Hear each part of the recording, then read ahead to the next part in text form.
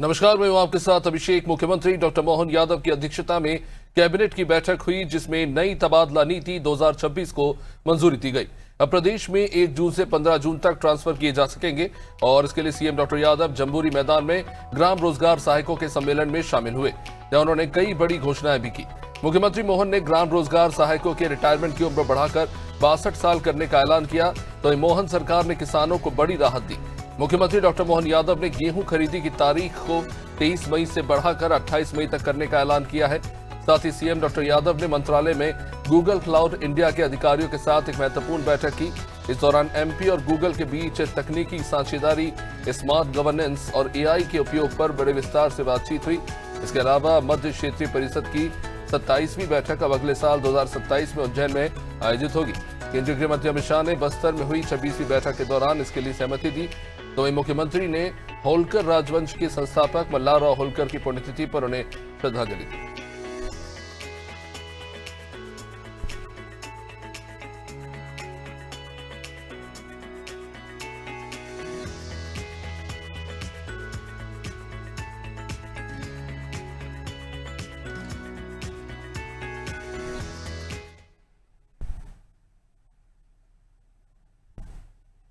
तो वहीं मोहन कैबिनेट ने नई तबादला नीति 2026 को मंजूरी दे दी है। अब प्रदेश में 1 जून से 15 जून तक ट्रांसफर किए जा सकेंगे। कैबिनेट बैठक में नई नीति पर मोहर लगने के बाद सामान्य प्रशासन विभाग ने इसकी प्रक्रिया शुरू कर दी है। सरकार ने साफ किया है कि विभागीय स्तर पर तय समय सीमा के भीतर ही तबादले पूरे करने होंगे। वही नई नीति में पति पत्नी की पोस्टिंग एक ही जगह रखने पर भी विशेष विचार किया जाएगा। इसके अलावा गंभीर बीमारी से जूझ रहे कर्मचारियों को भी राहत देने का प्रावधान रखा गया है। कैंसर, हार्ट अटैक, लकवा जैसी गंभीर परिस्थितियों में प्रतिबंध अवधि के दौरान भी तबादले हो सकेंगे। सरकार ने यह भी तय किया है कि कोर्ट के आदेश, लोकायुक्त जांच, अनुशासनात्मक कार्रवाई और खाली पड़े पदों को भरने के लिए भी ट्रांसफर किए जा सकेंगे। हालांकि नई नीति न्यायिक सेवा, राज्य प्रशासनिक सेवा, पुलिस सेवा, वन सेवा और मंत्रालय पर लागू नहीं होगी। और जिला स्तर पर तबादलों में कलेक्टर और प्रभारी मंत्री की भूमिका तय की गई है। सरकार ने विभागों में कर्मचारियों की संख्या के हिसाब से ट्रांसफर की सीमा भी निर्धारित कर दी है, यानी इस बार तबादलों की प्रक्रिया पूरी तरह तय नियम और सीमा के भीतर होगी।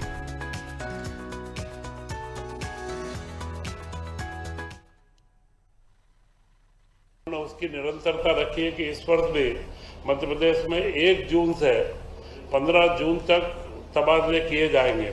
पिछली नीति में और इस नीति में कोई बहुत मौलिक अंतर तारीख का है। पहले 1 माह था, अब की बार 1 से 15 जून तक का इसमें समय रखा है।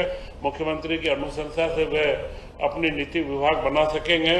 और जो अभी वर्तमान में A+ के जितने भी मुख्यमंत्री जी के निर्देश हैं, उनको सारे विभागों को निर्देश दिया को 31 मई तक उनको पूर्ण कर ले, जिससे बाद में विभागीय ट्रांसफरों के अंदर कोई दिक्कत नहीं आए। 800 है, उसमें करीब 15% और उसके पश्चात 2000 तक, 1000 से 2000 के बीच में उनका अतिरिक्त जो गुणांक निकलेगा, जो जोड़ आएगी, उसको जोड़ते हुए 10% 1000 से 2000 में और 2000 से अधिक के विभागों में 5% के ट्रांसफर किए जाएंगे।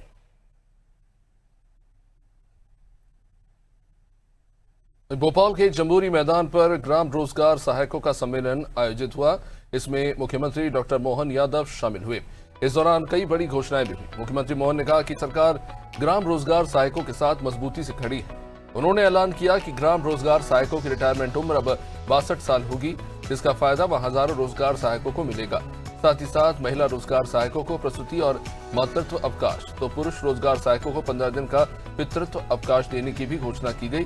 और सीएम ने पंचायत सचिव के खाली पद और आयु सीमा और अनुकंपा नियुक्ति जैसे मुद्दों पर भी जल्द फैसला लेने की बात कही। इसके अलावा कार्यक्रम में मुख्यमंत्री डॉक्टर मोहन यादव ने घोषणा करते हुए कहा कि अगर किसी रोजगार सहायक पर आपराधिक मामला दर्ज होता है, लेकिन बाद में वह निर्दोष साबित हो जाता है, उसे दोबारा नौकरी में वापस लिया जाएगा।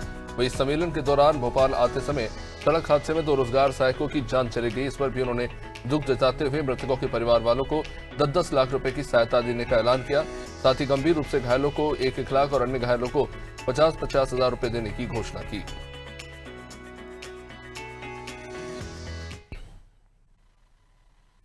आपके माध्यम से शासन की सभी योजनाओं के लिए, सभी बातों की जानकारी के लिए सच में जैसे शरीर के अंदर अगर आत्मा नहीं हो तो शरीर बेकार है।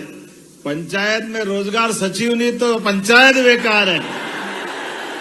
बात की प्रसन्नता है, जैसे बीते समय हमने रोजगार सहायकों की आयु भी बढ़ाई है।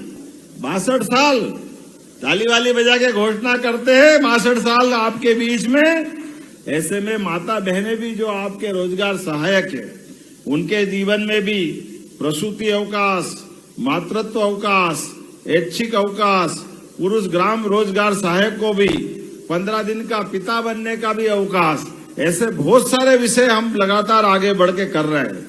और ऐसे में कोई कारण से आपराधिक प्रकरण भी बन जाए किसी रोजगार सहायक पे और वो निर्दोष सिद्ध हो तो पुनः सर्विस में लेने की गारंटी भी हमारी सरकार के माध्यम से हम देने की घोषणा कर रहे हैं।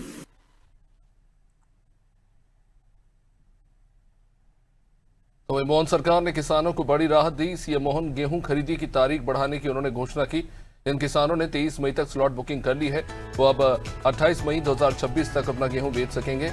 इस दौरान मुख्यमंत्री डॉक्टर मोहन यादव ने बताया कि देश में सबसे ज्यादा किसानों से समर्थन मूल्य पर गेहूं खरीदने का काम एमपी सरकार ने किया है और ये कारण है कि इस बार प्रदेश में गेहूं खरीदी का लक्ष्य 75 लाख मीट्रिक टन से बढ़ाकर 100 लाख मीट्रिक टन किया गया।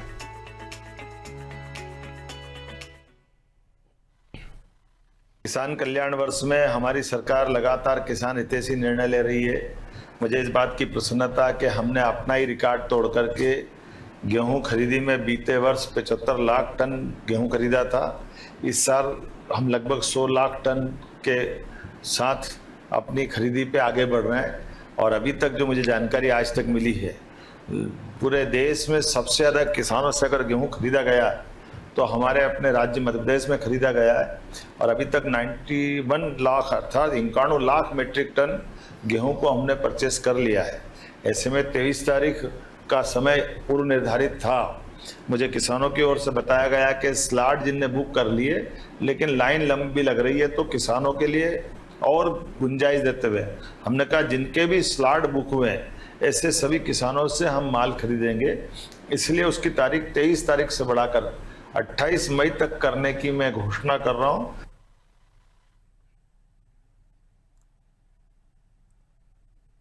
मुख्यमंत्री डॉक्टर मोहन यादव ने मंत्रालय में गूगल क्लाउड इंडिया के अधिकारियों के साथ महत्वपूर्ण बैठक की। इस दौरान एमपी और गूगल के बीच तकनीकी साझेदारी, स्मार्ट गवर्नेंस और एआई के उपयोग पर विस्तार से बातचीत हुई। चर्चा में एआई समिट के दौरान मध्य प्रदेश सरकार से मिले सहयोग का भी जिक्र हुआ। इसके बाद अब गूगल क्लाउड द्वारा प्रदेश के 4 मुख्य विभागों कृषि, शिक्षा, वन और महिला एवं बाल विकास विभाग में एआई तकनीक का इस्तेमाल करके उन्हें मजबूत बनाया जा रहा है। इसके साथ ही वरिष्ठ अधिकारियों ने बताया कि साल 2028 में होने जा रहे सिंगस की तैयारियों में भी एआई का बड़ा सहयोग लिया जा रहा है।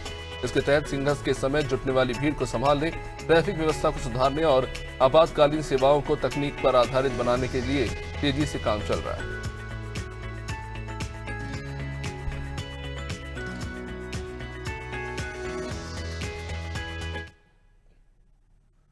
मध्य क्षेत्रीय परिषद की 27वीं बैठक अब अगले साल 2027 में उज्जैन में आयोजित होगी। केंद्रीय गृह मंत्री अमित शाह ने बस्तर में हुई 26वीं बैठक के दौरान इसके लिए सहमति दे दी है। जानकारी के मुताबिक गृह मंत्री अमित शाह उज्जैन आएंगे, जहां वे सिंगस 2028 की तैयारियों और आपदा प्रबंधन व्यवस्थाओं का मुआयना करेंगे। इस दौरान सीएम मोहन ने नक्सल मुक्त एमपी पर अपनी बात रखी और बताया कि एमपी नक्सल मुक्त हो चुका है और बस्तर में परिषद की बैठक आयोजित कर गृह मंत्री शाह ने देश को नक्सलवाद समाप्ति का संदेश दिया। सीएम ने नक्सल उन्मूलन अभियान में योगदान देने वाले पुलिस अधिकारियों को भी बधाई दी।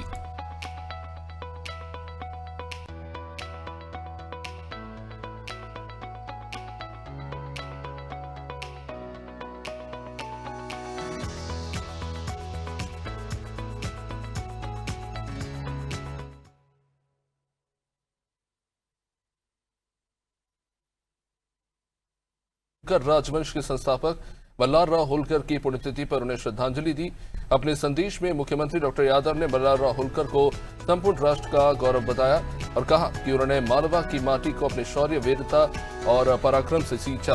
होलकर राजवंश हमेशा से लोक कल्याण और जनसेवा के लिए जाना जाता है। सभी उनसे प्रेरणा लेकर मध्य प्रदेश की समृद्धि के लिए निरंतर प्रयासरत है।